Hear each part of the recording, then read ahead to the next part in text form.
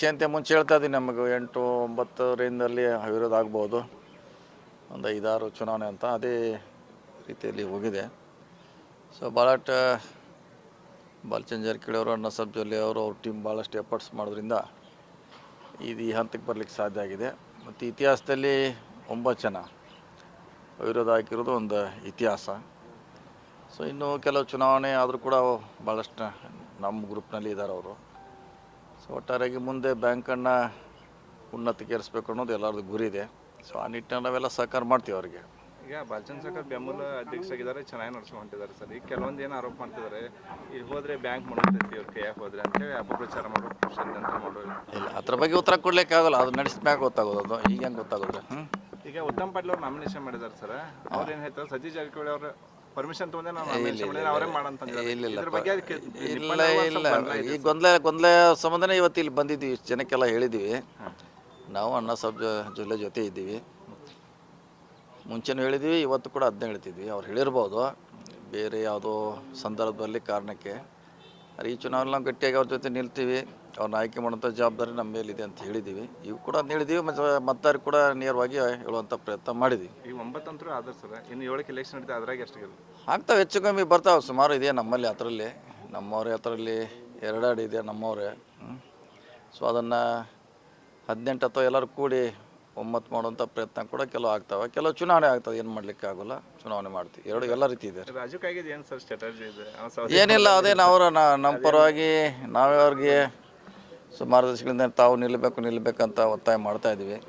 So ನಿಂತಿದ್ರು. ಹೀಗಾಗಿ ನಮ್ಮ ಪಾಟೀಲ್ ಅವರು ಸ್ಪರ್ಧೆ ಮಾಡಲಿಕ್ಕೆ ಅವರು ಇಚ್ಛೆ ವ್ಯಕ್ತ ಮಾಡಿದರು. ಸೊ ಬೇಡ, ನಾವು ಇರ್ತೀವಿ ನಿಮ್ಮ ಪರವಾಗಿ ಅಂತೇಳಿ ಅವ್ರನ್ನ ಹಿಂತೆಗಿಸುವಂಥ ಪ್ರಯತ್ನ ಮಾಡಿದ್ದೀವಿ. ರಾಜಕಾಗಿಯೂ ಆಗಬೇಕಿತ್ತು ಅವರು ನಮ್ಗೆ. ಅವರು ಯಾಕಂದರೆ ಹಿರಿಯ ನಮ್ಮ ಶಾಸಕರು, ಅವ್ರಿಗೆ ನಾವು ಕೂಡ ಭಾಳ ದಿವಸ ಒತ್ತಡ ಮಾಡ್ತಾಯಿದ್ವಿ ನಿಲ್ಲಬೇಕಂತ. ಸೊ ವಿರೋಧ ಹಾಕಿದ್ದು ಒಳ್ಳೆಯದು. ಲೋಕಸಭಾ ಕ್ಷೇತ್ರದಲ್ಲಿ ವಿಶೇಷವಾಗಿ ಎಲ್ಲರೂ ಕೂಡ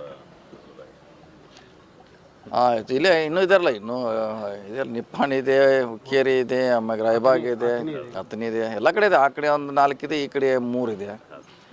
ಸೊ ನೋಡೋಣ, ಇನ್ನೇನಾದರೂ ಚುನಾವಣೆ ಅದು ಅಷ್ಟೇ, ಹೆಸರಿಗೆ ಮಾತ್ರ ಅಷ್ಟೇ. ಸೊ ನಮ್ಮ ಪರವಾಗಿದ್ದಾರೆ, ಭಾಳ ಚೆನ್ನಾಗಿ ಆಯ್ಕೆ ಆಗ್ತಾರೆ. ಇನ್ನೊಂದು ಸರ್ ಅಪಪ್ರಚಾರ ಆಯ್ತಿದೆ, ಎಲ್ಲರೂ ಕೂಡಿ ಅಂದರೆ ಕತ್ತಿ ಅವರು, ಇವ್ರು ಜಾರಕಿಹೊಳಿ ಎಲ್ಲರೂ ಸಹ ಅಣ್ಣಾ ಸಾಹೇಬ್ ಜೊಲ್ಲೆ ಅವ್ರನ್ನ ಸೋಲಿಸ್ಬೇಕು ಅಂತ ಈ ಥರ ಒಂದಾಗಿದ್ದಾರೆ ಅಂತೇಳಿ ಇಲ್ಲ ಅಂತಾರಂತಿಗೆಲ್ಲ ಉತ್ತರ ಕೊಡೋಕ್ಕಾಗಲ್ಲ. ಹೆಂಗೆ ಅಂತಾರಂತೆ ಹಂಗೆ ಹಿಂಗೆ. ಈಗ ವಾಪು ಅಲ್ಲ, ಇನ್ನೇನು ನಿಮಗೇನು 4-5 ದಿವಸದಲ್ಲಿ ರಿಸಲ್ಟ್ ಸಿಕ್ಕೇ ಬಿಡ್ತಿಲ್ಲ. 4 ದಿವಸ ಅಷ್ಟೇ ವೇಟ್ ಮಾಡಬೇಕು. ಸೊ ಯಾರು ಯಾವ ಕಡೆ ಇದ್ದಾರೆ ಆ ಕಡೆ ಗಟ್ಟಿಯಾಗಿರ್ತಾರೆ. ಇದ್ರಾಗ ಆ ಕಡೆ ಈ ಕಡೆ ಹೋಗುವಂಥ ಪ್ರಶ್ನೆ ಇಲ್ಲ. ಯಾರ್ಯಾರು ನಂಬಿರ್ತಾರೆ ಅವ್ರ ಪರವಾಗಿ ನಿಲ್ಲುವಂಥ ನಮ್ಮ ಧರ್ಮ. ಸರ್, ಒಂದು ಪ್ರಶ್ನೆ ಏನಂತಂದರೆ, ಭಾಳಷ್ಟು ಜಿಲ್ಲೆಯ ರೈತರಿರ್ಬೋದು, ವ್ಯಾಪಾರಸ್ಥರು ಎಲ್ಲರೂ ಕೂಡ, ಶುಗರ್ ಫ್ಯಾಕ್ಟ್ರಿ ಎಲ್ಲರೂ ಕೂಡ ಈ ಒಂದು ಚುನಾವಣೆ ಮೇಲೆ ಭಾಳ ನಜರ ಇಟ್ಕೊಂಡಿದ್ದಾರೆ. ತಾವು ಇದರಿಂದ ಏನು ಹೇಳಬಯಸ್ತೀವಿ ಸರ್ ಜನರಿಗೆ? ಯಾಕಂದರೆ ಭಾಳಷ್ಟು ಪ್ರಚಾರಗಳು, ಅಪಪ್ರಚಾರಗಳು ಅಲ್ಲ ನಡೀತದೆ. ಅದೇನು ನಡೀತದೆ, ಇಡೀ ದಿಲ್ಲಿಯಿಂದ ಹಿಡಿದು ಹಳ್ಳಿಯವರೆಗೆ ಚುನಾವಣೆ ಬಂದಾಗ ಪ್ರಚಾರ ಪರವಾಗಿ ಅಪಪ್ರಚಾರ ನಡೀತಾನೆ ಇರ್ತೈತೆ. ಸೊ ಇದೇ ನಮಗೇನು ಹೊಸದಲ್ಲ, ಸಹಕಾರಿ ರಂಗ ಹೊಸದಲ್ಲ. 20 ವರ್ಷದಿಂದ ಅದರಲ್ಲಿ ಇದ್ದೀವಿ ನಾವು. ಈಗ ಅದಕ್ಕೇನು ಹೇಳೋದು ಜನ ನಂಬೋದಿಲ್ಲ. ಯಾಕಂದ್ರೆ ನಾವು ಸಾಬೀತು ಮಾಡಿ ತೋರಿಸಿದ್ದೀವಿ, ಎಲ್ಲೆಲ್ಲಿ ನಮ್ಗೆ ಅಧಿಕಾರ ಸಿಕ್ಕಿದೆ, ಒಳ್ಳೆಯ ಆಡಳಿತ ಕೊಟ್ಟಿದ್ದೀವಿ.